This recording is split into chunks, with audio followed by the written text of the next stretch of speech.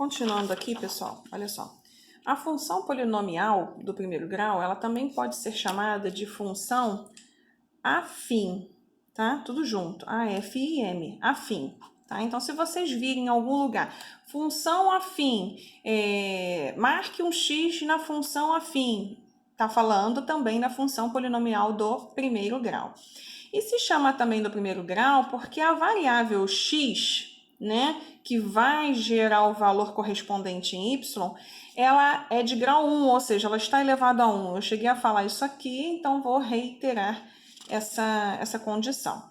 E as letras envolvidas são x e y aparece em função de x, Outra forma de aparecer, por exemplo, se você tiver uma função assim, y igual a x mais 1. É uma função do primeiro grau, onde o a vale 1, que é esse 1 que acompanha a variável x, e o b é 1 também, que é esse termo independente, tá? Mas uma outra forma de estar escrita a função é f de x, ou seja, em vez de y, f de x, função de x, igual a x mais 1. Esse f de x funciona como sendo y.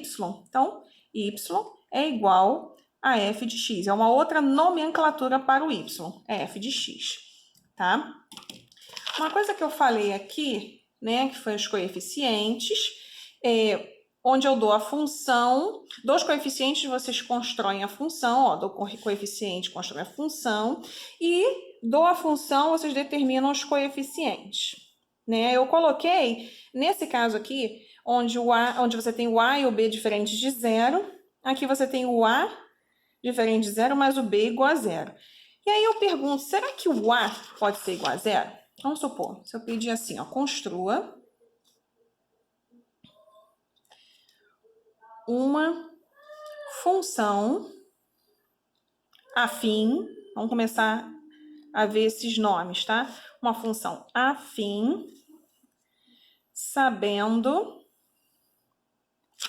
que a é igual a zero e b igual a 1, tá? Mudei em relação ao anterior, só isso. Então, construa uma função afim. Ela tem que ser uma função do primeiro grau. Então, o formato de uma função do primeiro grau é f de x igual a ax mais b, ou y, né? Ou y igual a ax mais b. Tem que estar no sangue esse formato, tá? Então, olha só. Vou construir a função f de x igual, no lugar de a, eu vou colocar 0x mais o b, que é igual a 1. Só que 0x é 0. Então, fica f de x igual a 1. Se o x some, gente, deixa de ter uma função, tá? Então, ó, se o x sumir, né? Vou botar sumir, entre aspas, porque ele não some, né? Ele se torna 0. Mas, se ele sumir, ele deixa de ser uma função do primeiro grau. Passa a ser uma função chamada de constante.